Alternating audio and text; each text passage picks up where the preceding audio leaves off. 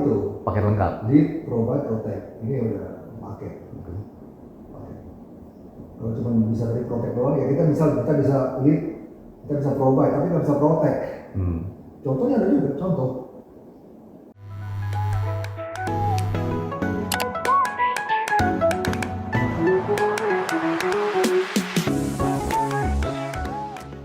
Sahabat Bedante, hari ini kita akan ngobrol-ngobrol satu segmen baru dari kita Bedante Show, yaitu obrolan 40 plus. Wih, biasanya ada musik ya, gitu kan. Nah, sahabat Bedante, kebetulan di edisi perdana ini obrolan 40 plus kita kedatangan tamu seorang karateka senior. Karateka senior udah lama banget, tapi sekarang sih udah enggak katanya. Nah, tapi selain karateka pastinya kan bukan cuma hidup dari karateka doang, tapi dari pengusaha spare part mesin diesel ya. Jadi bagi Anda karateka atau yang biasa belanja sama bapak yang satu ini, silakan say hi to Kodaung. Hai kok. Hai. Ya hai doang gitu.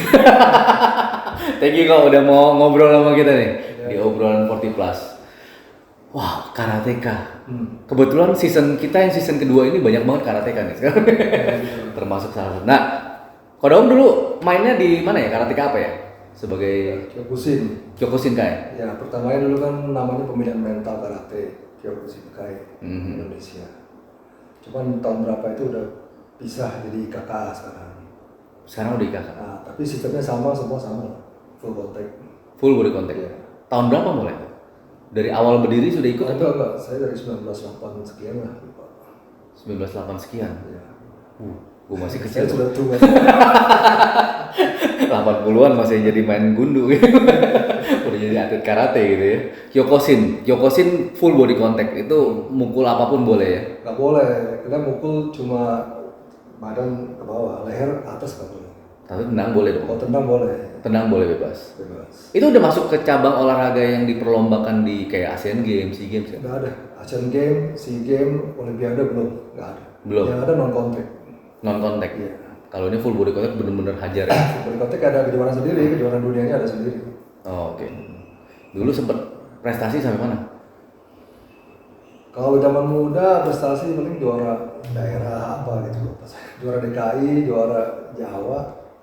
Ya, pada saat 40 ke atas itu justru baru second win.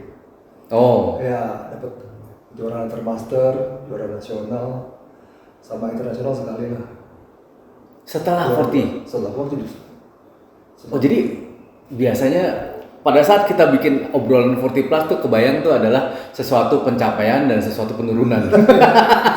Dan ini pencapaian dulu ya gitu malah ya. Setelah 40 malah dapat pencapaian-pencapaian yang lebih keren-keren. Setelah 40 kan memang ya secara mental lebih mateng gitu kan. Dulu memang mainnya kayak terlalu buru-buru gitu. Persiapan kurang. Nah, kalau udah 40 itu kayak perencanaan udah mateng. Kejuaraannya kapan, setahun sebelumnya saya udah siap untuk kejuaraan itu gitu. Dari persiapannya. Tapi kalau dari mentalnya tadi kan kita katakan mentalnya udah matang tuh. Mental seperti apa? Saat bertanding. Cerita seperti ini. Jadi dulu muda saya kan sering bertanding. Nah, terus pada usia merit itu saya sama sekali vakum. Sama sekali nggak ada gitu. Maksudnya fokus kerja gitu. Berarti saya tinggal. Yang ada juga paling aerobik doang di gym gitu. Juara juga sih. Aerobik. Juara juga sekali doang. Aerobik? Iya. Serius? Ya tapi di klub itu doang. Ya. Oh. Habis itu ada kejuaraan pada saat saya udah mulai kayak kerja udah mulai stabil. Jadi ada kejuaraan nasional kan. Saya pikir saya masih jago gitu. Saya pikir. Jadi saya persiapan cuma kayak sebulan gitu kan, langsung turun. Pakai oksigen. Pakai oksigen diturun, nggak kenapa-napa sih, dipukul masih oke, nggak kenapa-napa, cuman napas, muka pucat jadi turun, wah gila, pusing. Oksigen. Nah, sejak itu baru kayak, wah ternyata udah nggak ada apa-apa, kosong gitu, semua tendangan pukulan kayak ngambang, kosong. Otot-ototnya nggak terlatih atau apa? Berasanya? Ya, kan nggak ada karate sama sekali, nggak ada sparring, nggak ada latihan mukul, nggak ada latihan nendang, yang ada cuma main beban sama aerobik, itu doang. Oh. Jadi begitu tanding kayak ngambang gitu, semua ngambang, nggak ada targetnya sama sekali, semua ngambang. Tapi menang nggak? Ya kalah. Oh, kalah. Satu. Udah bawa keluarga. Betul. Gue mau comeback. Ini baru. Ini kenapa ya? Orang mau dipukul gak berasa. Saya lawannya nggak terlalu gimana, biasa doang. Lawannya biasa doang. Tapi ya udah. Habis itu lawannya bangga dong bisa ngalahin juara. Kira-kira begitu dia merasa karena kan saya ada nama juga gitu kan, jadi dia bisa ngalahin saya berarti kan hebat. Tapi hitungan umur juga ada pengaruh waktu pas itu. Oh di pertandingan ini nggak ada bebas. Jadi lawan saya 20-an sebetulnya. Oh, iya, saya 20 lawan 40 plus ya. Tapi setelah itu cerita kayak film tuh kan kayak dendam ya. Kayak si Rocky ya. Jadi saya persiapan terus saya ganti cara berlatih gitu kan, buat orang tua khusus kan. Orang 40 plus jangan. Yes. Gue udah 40 plus. Jangan tua, belum tua, kita belum tua. Orang 40 plus. Jadi misal orang-orang lari ya, saya nggak lari. Saya ngelam di situ tuh, di kolam itu, bolak-balik tuh. Kalau berenang. Belum sampai saya tahan napas bisa 3 menit kayak gitu. Jadi napas saya kuatnya di situ balik lagi. Wow. Tapi beda nggak? Enggak beda. Beda. Pas latihannya.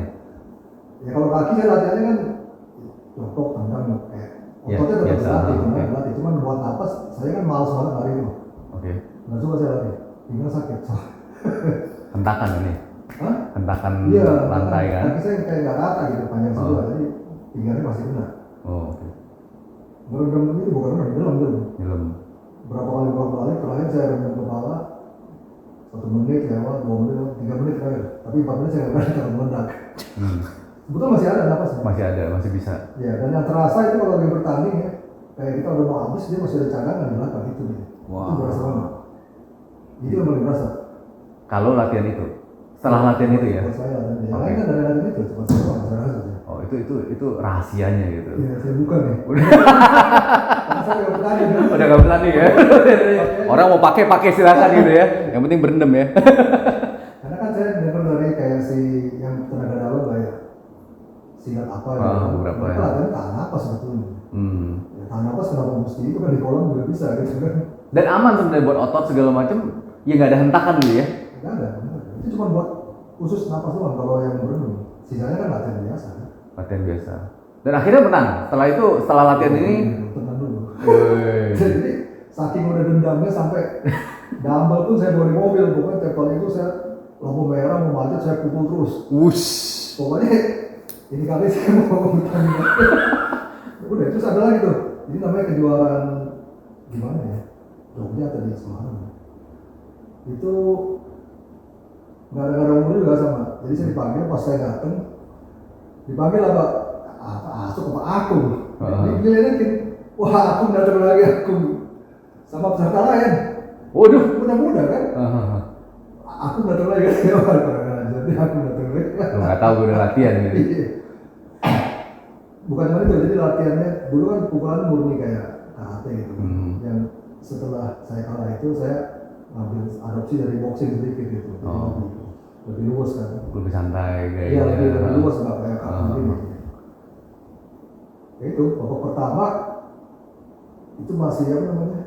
Pemanasan. Aku masih kaku. Lawan saya nggak terlalu gede biasa tapi kayak mungkin berat banget memukul. Yang kedua itu memang orang yang sama badannya gede, tinggi, kayak kokoh tuh. Saya dari pertama itu saya mau dia gitu, saya mau dia. Tapi dia nggak 40 juga kan? Enggak, masih di bawah 20 semua 20-an. Saya mau dia. Betul, waktu kedua ketemu dia kan. Mau. Itu baru saya kenyang. Beneran tuh baru. Habis dia. Dia habis apa dia habis? Dia. Apa dia habis? Ya ada beberapa berapa kerubuk ya lama-lama pas kenain satu kali kan di sini baru dia. Baru beda. Baru rasa. Mental kena. Puas. Mental dia juga kena tuh langsung. Nyerah ya. Oh langsung nyerah. Enggak langsung nyerah. Berapa kali saya pukulin sampai udah kayak gini udah bisa. Yang pertama menang. Kamu menang tapi tipis kayak cuma deg-degan gitu. 2-1 tuh berapa pokoknya gede tipis. Yang penting menang dulu. Iya. Gue ngincernya ngono gitu ya. Jadi yang penting gue menang dulu, gue bisa ngincer sana, gue bisa menang sama dia, dan segala macam lampu merah gue terbayar gitu. Kecapean gue di lampu merah terbayar. Puas. Yang di situ lawan ketiga, keempat, kelima ya udah saya juara satu. Juara satu. Itu tahun berapa ya? Tapi after 40 ya, pokoknya after 40. Itu pertandingan terakhir. Belum, itu pertama comeback. Pertama comeback. Oh masih terus, akhirnya pertandingan lagi. Habis itu ikut yang internasional di Bali. Itu sama juga tuh saya lihat lawan satu gede banget 115 kilo orang Iran. Saya lihat kayak gemuk kan, saya pikir kayak enak nih. Saya mau juga nih, saya pukul kayak ini kan kira-kira gitu bayangannya. Benar saya ketemu dia babak kedua tadi. Babak satu lawan orang lokal. Jadi saya cerita dulu yang Iran itu 115 memang atlet kejuaraan dunia maksudnya gitu. Cuman kan tampaknya kayak gitu, gendut gitu kan. Jadi kan saya ini bisa lah. Pas bertanding sama dia, nggak berasa bukan saya semua. Oh ya? Nggak berasa. Nggak bergetar sedikit pun enggak. Saya 74, dia 115, dan dia atlet internasional. Full time. Full time. Kerja. Dia nggak boleh. Tapi saya nggak tahu kenapa. Saya malah coba pukulan dia juga kayak berapa sih itu pukulannya? Nggak pak, pukulan biasa doang. Tendangan yang berat soal. Jadi kalau saya ditendang sini, saya geser ke sono pindah. Karena bobot ya? Bobot, pindah langsung tok, pindah ke sini. Pukul di mana tendang kayak biasa aja nih, nggak ada berasa. Jadi kalahnya bukan kalah apa, kalah di gini pinggir, di gini pinggir, mundur terus. Karena saya nggak gesit, kalau saya kan bukan tipe kayak gesit gini, nggak, saya mainnya begini doang. Langsung blok gitu ya? Nggak muter-muter gitu. Jadi ketemu yang begini, ya itu kalah babak kedua berarti. Udah selesai. Itu selesai, tapi belum, masih ada lagi. Masih tanding juga. Terakhir tahun berapa bertanding? Pokoknya 4 tahun itu saya berjuara terus itu. 4 tahun begitu comeback, 1 tahun satu kali, jadi 4 kali juara. Selesainya adalah pada saat patah. Di pertandingan? Bukan, di sparring kan. Jadi ada kejuaraan di Malaysia, kejuaraan Asia Pasifik. Jadi saya lah yang mau dikirim gitu kan udah ada pengalaman kali kejuaraan internasional. Sparringan kayak overdosis kan gitu. Jadi kalau kayak datang ke dojo, gilir semua orang digilir, jadi kayak saya di depan gantian gilir. Dan pukulan saya paling sering ini kan, uppercut yang kiri ini kan. Dan ini paling sering kena tangkis. Jadi sebetulnya kayak udah retak sebetulnya mungkin. Berapa dojo kan digelilingin, terakhir saya nggak usah sebut namanya, saya panggil terakhir. Saya udah nggak keras gini, udah main begini doang. Si Kuya ini nangisnya beneran. Dia langsung begini. Kelihatan? Naik. Ya? Saya tekan naik lagi. Gila, patah ini. Udah suka dari bluit. Udah selesai langsung. Patah di sini, patah hati. Karir sudah. Benar-benar patah hati karena itu kan kecintaan saya yang saya cinta banget itu. Dan padahal satu langkah lagi sudah masuk ke internasional ya? Betul. Bukan udah internasional, cuma ini kan saya ke Malaysia, saya yang luar negeri. Belum pernah saya bertanding di luar negeri. Biasanya internasionalnya mereka datang gitu, tandingnya di sini ya? Itu mau pengalaman pertama di situ, tapi kena ini. Selesai. Cuma bisa nonton doang ke sana. Tapi sebenarnya nggak apa-apa sih, pas nonton saya lihat, saya sih nggak menang juga. Jago-jago banget. Gila Rusia ampun. Tapi kan beda ya, pada saat masuk kan juga beda. Kalau misalnya mau benar-benar mendapat kesempatan masuk kan ya bisa lawannya kayak Korea lah, India lah, bisa. Kalau Rusia sih nggak ada peluang sih. Berarti kalau misalnya full body contact ini body menentukan? Body apa maksudnya? Maksudnya body dengan fisik dia yang gede, yang apa itu? Enggak dong, kan per kelas. Kecuali kelas berat 70 ke atas atau 80 ke atas, itu kan udah ke atasnya nggak ada batas. Ke atasnya nggak ada batas. Tapi selama ada batas ya di situ kan. Berarti teknik bermain. Sangat. Teknik bermain, mental. Nah itu makanya 40 berpengaruh di situ. Karena dari pengalaman yang lalu-lalu kan gitu ya. Ya, dan napasnya masih menunjang. Kalau 40 dengan menunjang napasnya kan nggak bisa. Nggak bisa. Tapi kan dengan 40 kematangan mentalnya dapat.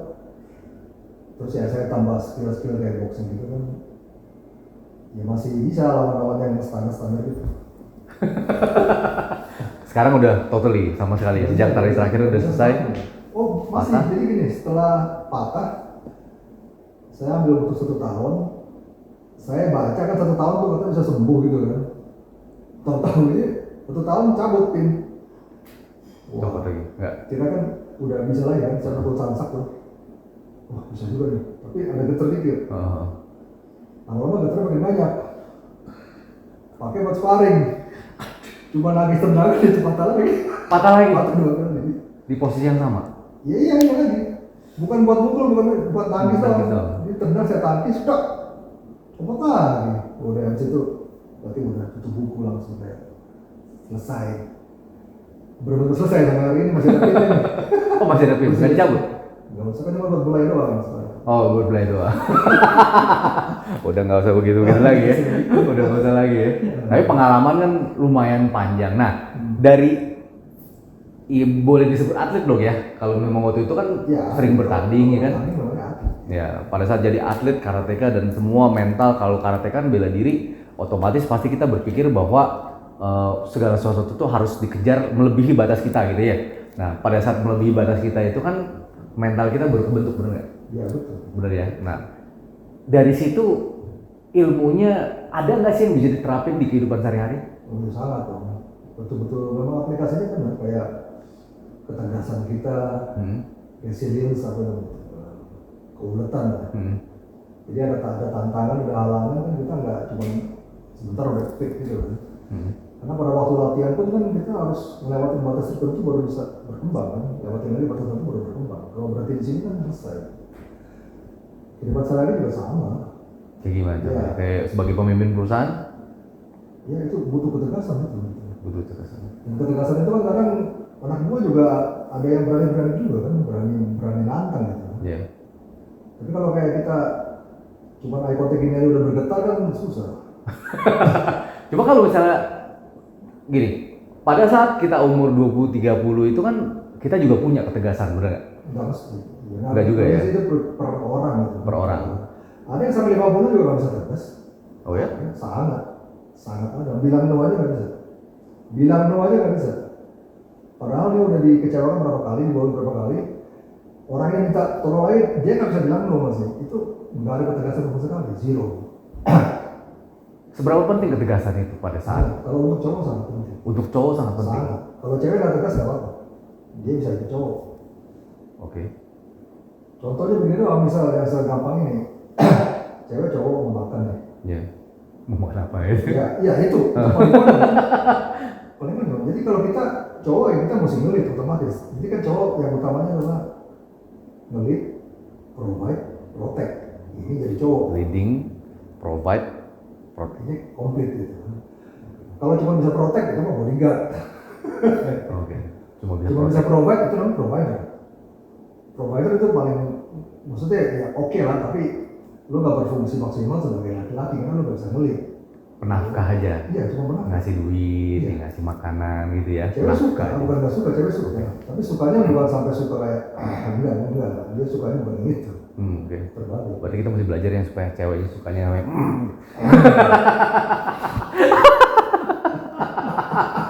Terus leading. Yang bisa nyakar aja. Baru leading gitu ya. Leading kan dimanapun, dari conversation aja, dari makan aja, semua itu kita mesti ngelit. Jangan sampai cewek yang ngelit, bukan jangan sampai sih. Kita bertanya sih boleh, misalnya kayak, mau makan apa? Tapi ini bukan kita, ini cuma sebentuk respect bahwa saya mau dengar pendapat kamu, kan? Bukan saya harus kamu tentukan, bukan sebetulnya. Begitu kamu nggak tahu, saya tahu aku mau kemana gitu. Kamu bilang terserah, oke terserah, saya bawa, nggak usah ngomong. Tapi yang saya dengar itu ada cowok seperti ini nih. Dia bertanya karena memang dia nggak tahu. Iya. Tanya ceweknya, nah ceweknya cerita ke saya. Bilang kok kalau nanya saya 2 aja nggak selesai dia katanya. 2 aja nggak selesai. Kamu kesini, kita kesini aja deh, kita kesini, kita ini. Dia ikutin terus. Nah, itu cowok nggak bisa ngelit contohnya, jadi nggak kurang atau masculinity-nya nggak ada. Masculinity nggak. Cuma maksudnya kalau gini, kalau misalnya kita menentukan pada saat kita ngomong leading ya, kita ngomong leading. Pada saat kita menentukan, oke, lu udah bilang nih ya, nggak mau nih ya. Lu bilang terserah gue nih. Ya. Kalau udah terserah, ya udah gue jalan di sini. apakah wise kalau misalnya kita ajak ke tempat dia walaupun kita tahu bahwa dia nggak suka? Ya, kalau kita udah tahu dia nggak suka ya nggak usah ke tempat dia nggak suka. Berarti ada tetap ada ininya juga ya. Kita kan bukan keegoisan, itu namanya kepemimpinan. Kepemimpinan itu artinya kita take care dia punya kepentingan yang terus. Oke. Itu baru leader, bukannya kayak maksa gitu, bukan. Bukan maksa, bukannya sengaja, tapi memang menyelaraskan apa yang kita udah tahu dia nggak mau, kita ajak ke dia tempat yang lu nggak usah decide lagi, udah gue yang decide gitu. Tapi itu kan sesuatu masalah yang banyak terjadi di keluarga ya. Ya, sangat banyak. Justru harusnya nggak perlu terjadi, tapi banyak terjadi. Seharusnya nggak perlu. Seandainya si cowok bisa mimpin, itu loh. Oke. Tapi kepemimpinan perlu ketegasan lagi kan. Oke. Tapi bukankah kepemimpinan ketegasan itu juga dibarengi dengan yang tadi provide itu juga? Kalau itu kan tadi dibagi, kalau daun dia kan dibagi nih ya, lead beda sama provide. Bukan dibagi. Kalau mau paket lengkap itu. Paket lengkap. Lead, provide, protect. Ini udah paket. Kalau cuma bisa dari protect doang ya kita bisa lead, kita bisa provide, tapi nggak bisa protect. Contohnya ada juga, contohnya begini. Cewek cuma lagi baris gitu kan, terus ada orang nyelak. Coba diem aja deh, badannya gede. Cewek yang mesti ngomelin cowok itu. Itu artinya tuh badan gede buat apa gitu. Gak ada sesuatu yang bisa protek dia. Ada lagi yang lebih parah lagi di kamar tidur malam-malam ada bunyi, cewek didorong keluar suruh lihat. Segitunya, itu kan itu laki atau bukan? Itu di film kali kok?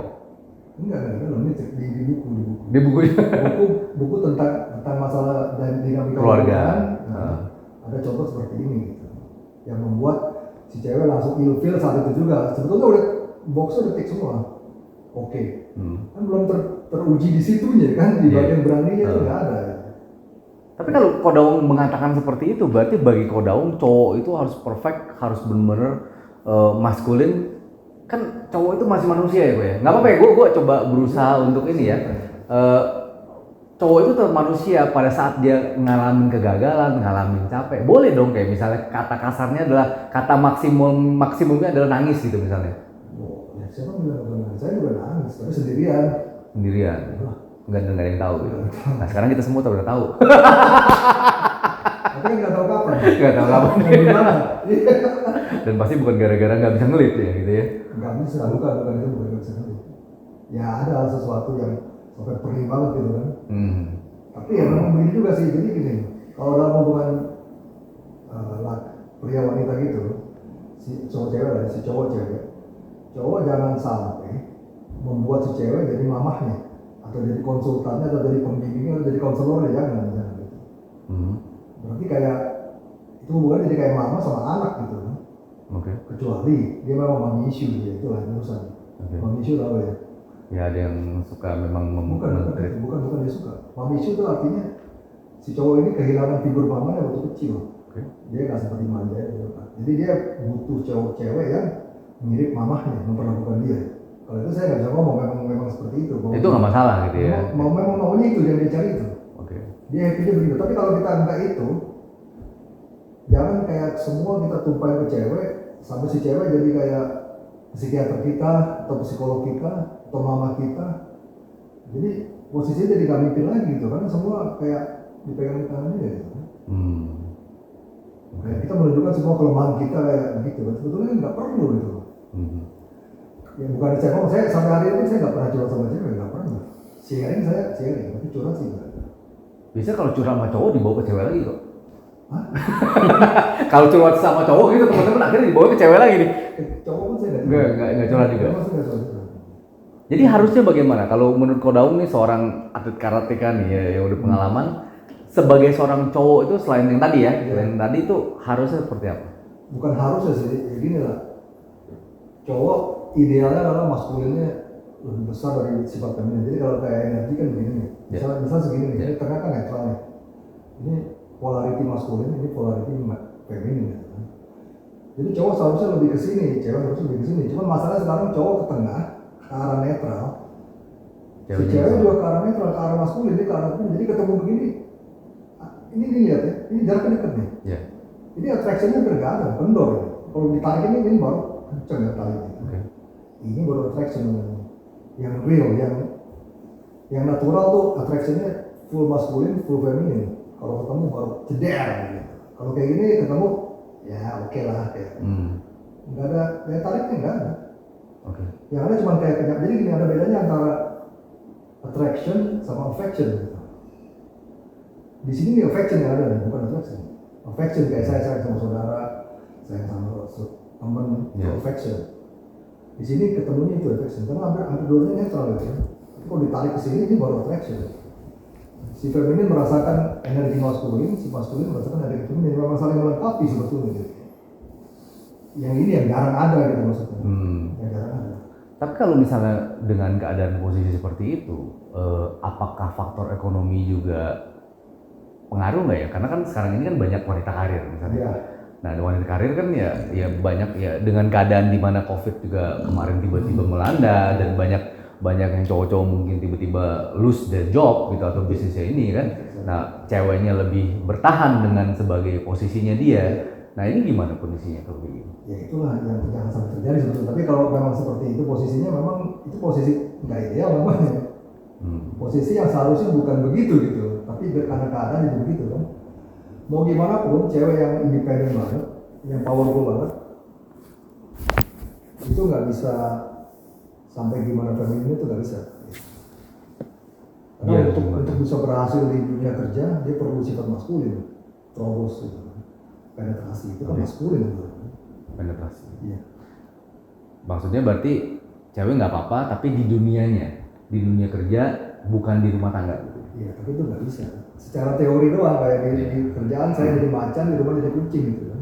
Itu nggak bisa. Ya butuh orang yang benar-benar punya mental ya untuk bisa melakukan seperti itu kan. Bukan, tadi kita ngomong cewek kan. Cewek ya. Kalau bisanya cuma begini doang. Cewek ini di luar macan gitu kan. Ya.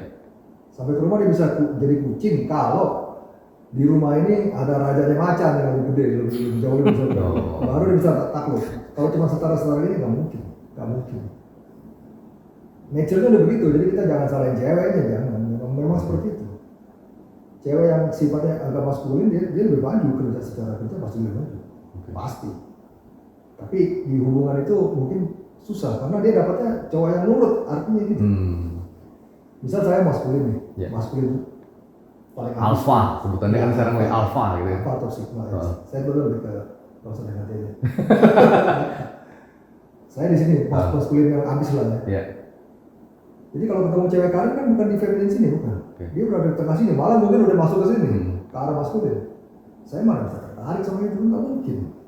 Saya tertarik sama yang di ujung sini, yang super feminin itu. Jadi kalau si cewek ini sebetulnya walaupun dia ada di sini, dia tetap mendapatkan cowok yang lebih maskulin dari dia jauh. Tapi masalahnya yang cowok maskulin mau sama dia.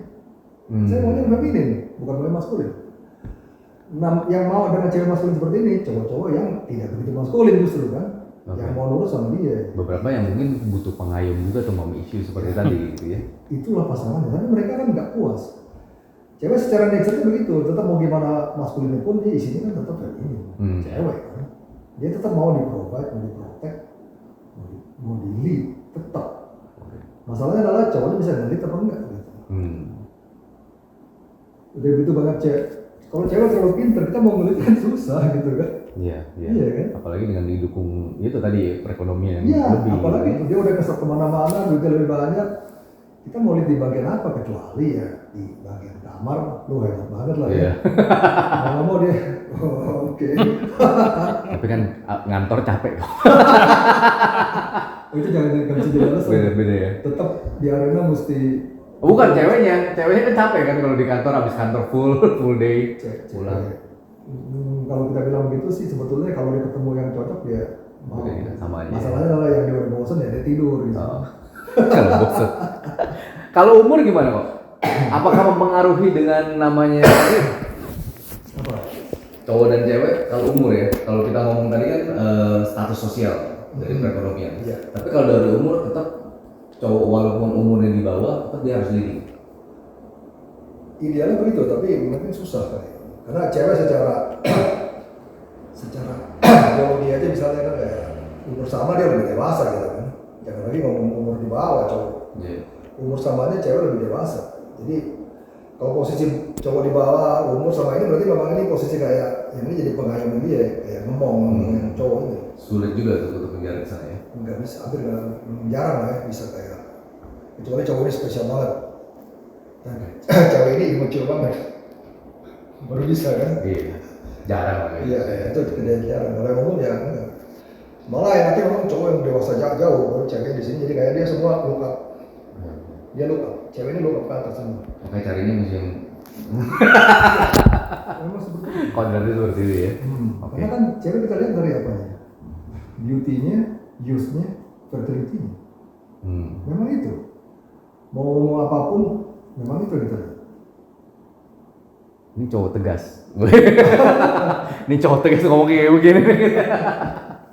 Oke, thank you very much, Kodong.